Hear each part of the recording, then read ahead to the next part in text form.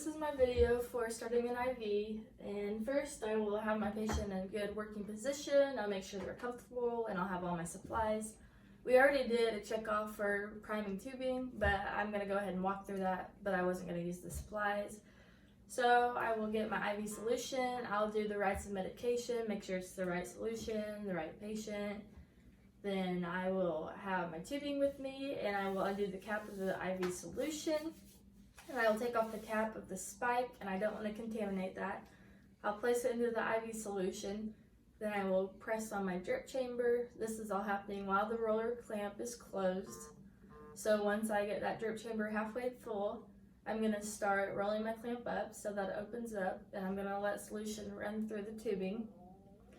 And I'm going to close the clamp when it gets through, and I'm going to check for air bubbles because we don't want air bubbles to get into the bloodstream. So now my tubing's primed, and I'm gonna hook it up to the IV pole so it's there when I'm ready to hook it up. So first, I didn't see that we had a linen pad under the arm, so I'm just gonna use this tablecloth as my padding. I'm gonna have her place her arm there. I'm gonna do good hand hygiene. I'm gonna open my IV kit so I can get my tourniquet out. Get my tourniquet.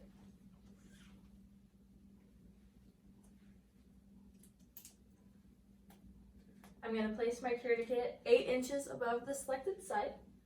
So now, when I get the tourniquet on, I'm going to feel for a radial pulse. If I can't feel the radial pulse, then I will take the tourniquet off, loosen it, and the next time I put it on, it'll be looser. So I'm going to feel for a good vein. When I feel a vein, I want to make sure that it bounces back quickly, and if I'm having trouble with this, then I can have the patient flex their hand, or I can add friction so that I can to the spot so I can feel the veins better. So I found a good, nice bouncy vein. So I'm going to take the tourniquet off.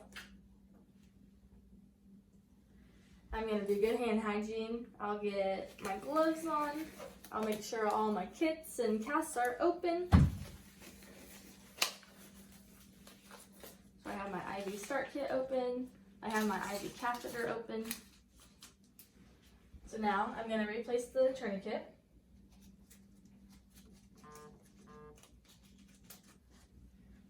I'm going to feel for that vein.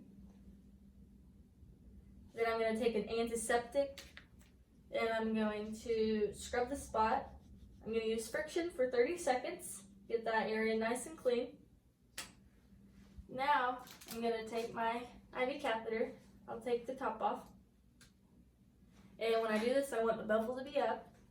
I'm going to tell my patient that they might feel a little uncomfortable. I'm getting ready to prick them, and I'm going to have my needle at a 30-degree angle. I don't want it any higher. When I do this, I'm pulling the skin taut so I get good access to that vein. So I'm going to go at a 30 degree, and I'm going to go into the vein. It's going to be one nice smooth motion. I'm taking this off so that I don't poke me or her. So I will have the catheter in the vein, and I'm looking for blood to go into the chamber. Once I see that blood, I will further insert the cath, and I will do that at a lower level so it gets into the vein. I will hold on to the cath, and I will take off the tourniquet. Now, since I have it in the vein, I'm going to grab the IV tubing and I'm going to connect it to the IV. And I am going to hold the cath part and not the hub. So as I hold the cath part, I'm going to get the roller clamp and I'm going to put it up so that the drip rate starts to go. And I will get it to the correct drip rate. Then, after I get that done, I will stabilize the IV site using a hospital or wherever you work, your facility, have what they want you to use to stabilize the IV. Right now, I would use tape because that's what I have. Then I will clean the site as needed.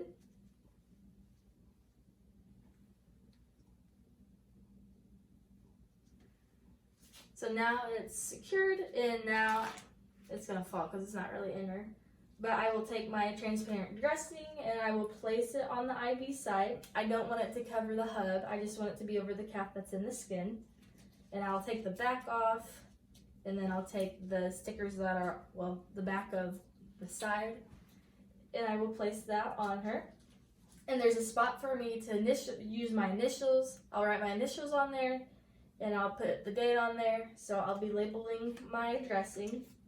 I will also secure the tubing on her arm. So now I will dispose of my gloves, and I will dispose of all of the equipment that I used properly. And I'll put my patient back in a comfortable position, side rails up, and where she's comfortable.